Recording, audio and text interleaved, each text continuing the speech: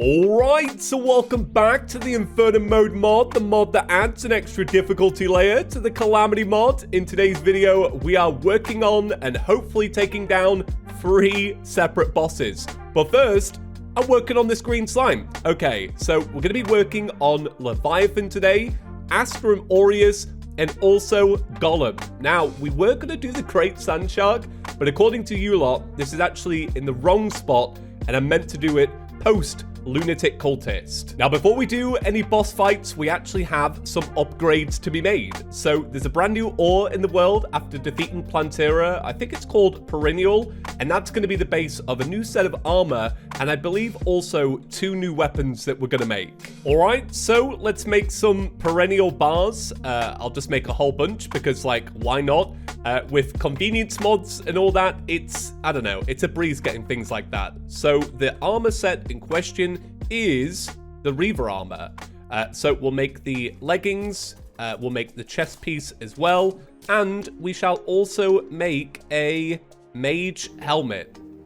Actually, are any of these mage helmets?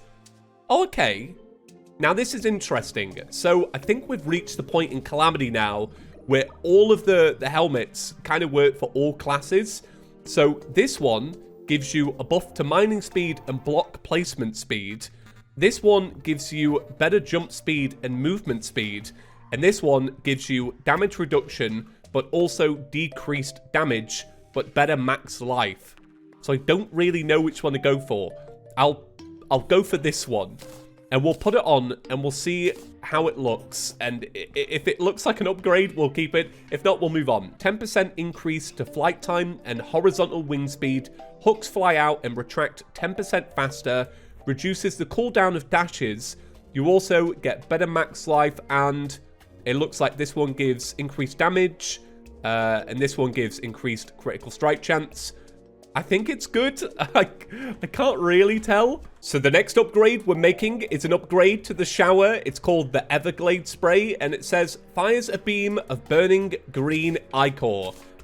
This is just a neat little weapon to have.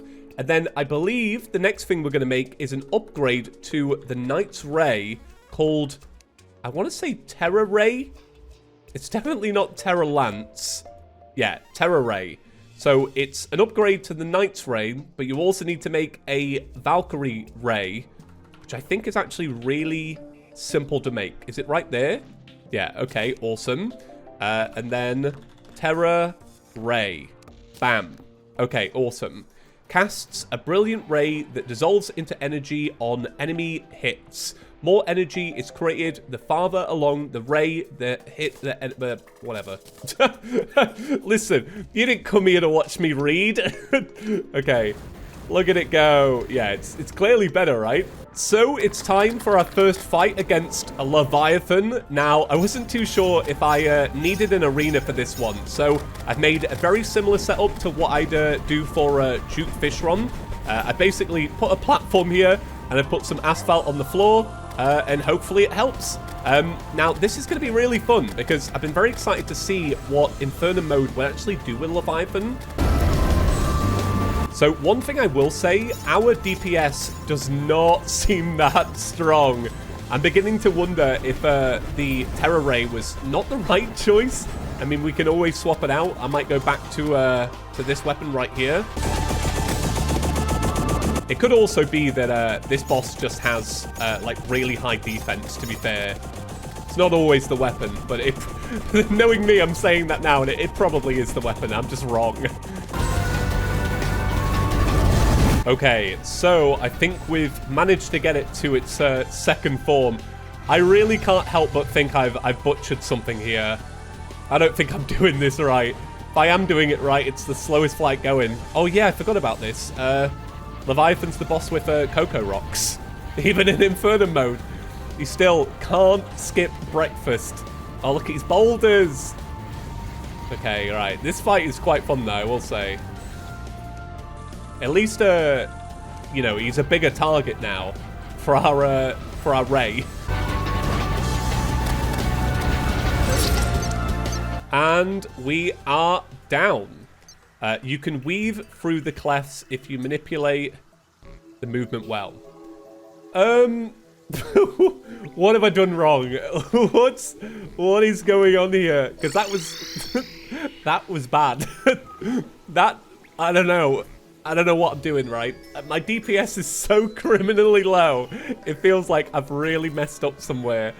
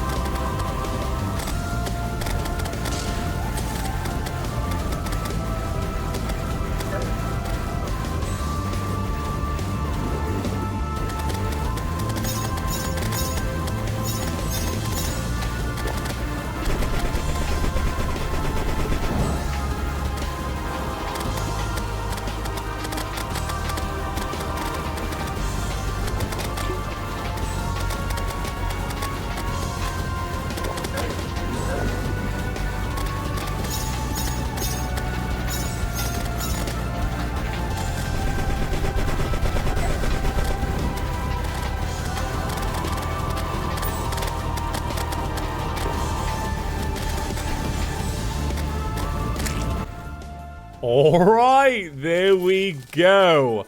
Wow.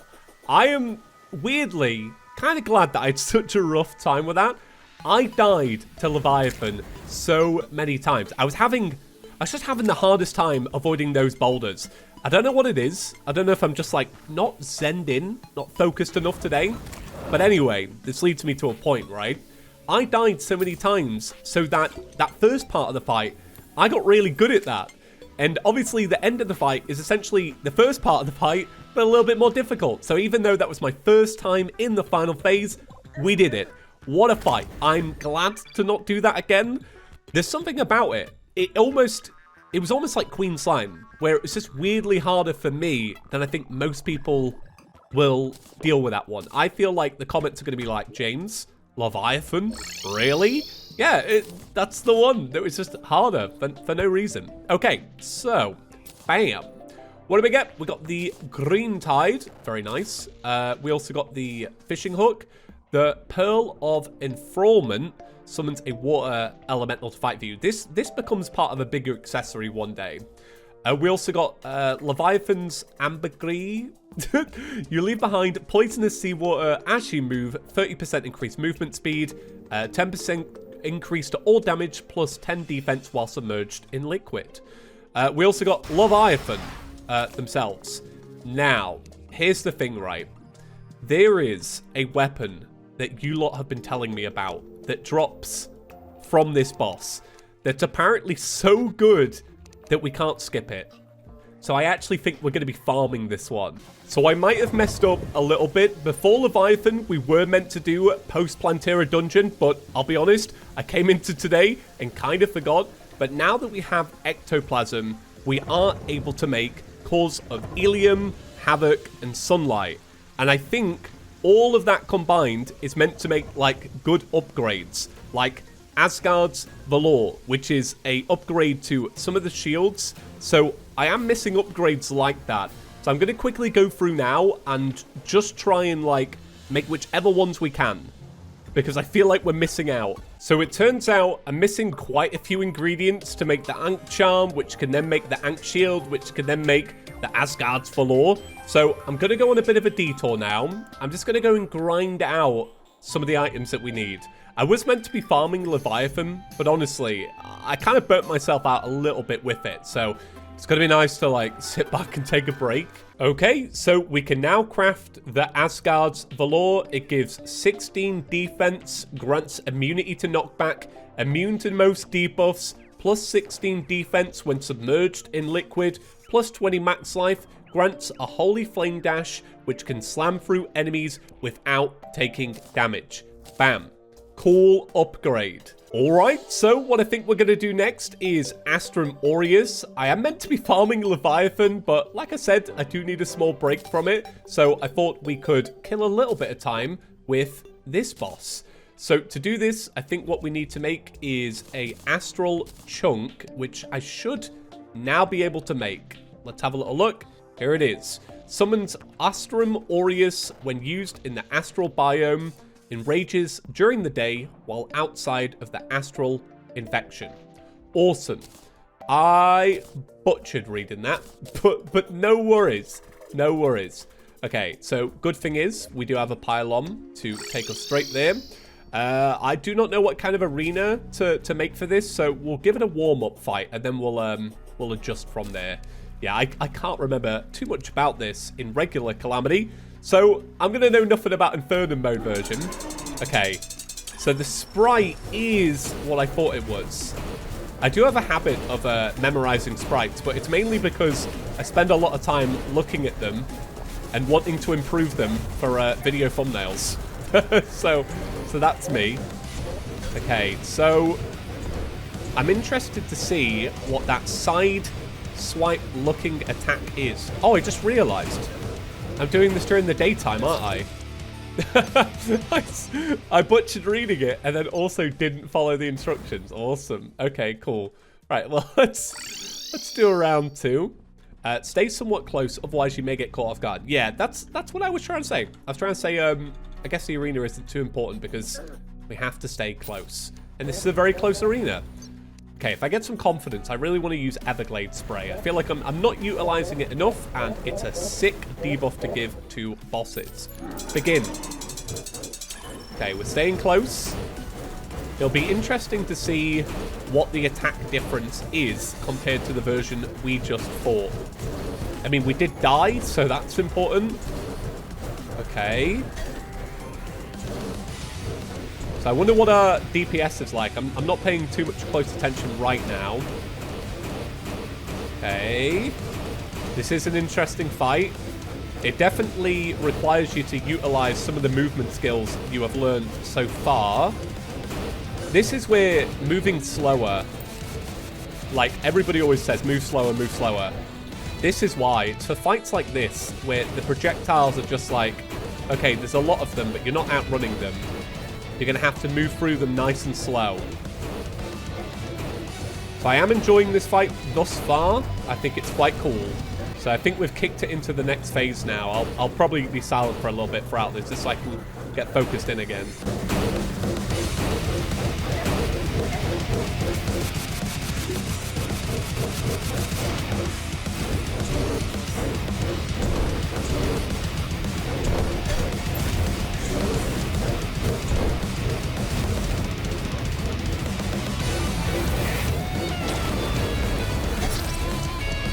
Ah, okay, so it has its own little Moonlord laser. Interesting. I might need to tweak the arena a little bit. I keep feeling like I'm taking it out of biome by it even going up, but I don't think I am. And also, is this astral here, or is that corruption? Because I could kind of use it to balance between the two.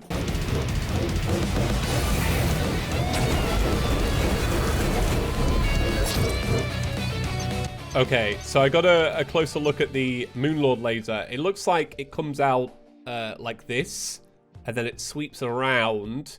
And your job is to stay above, but you have to move left and right to avoid the missiles.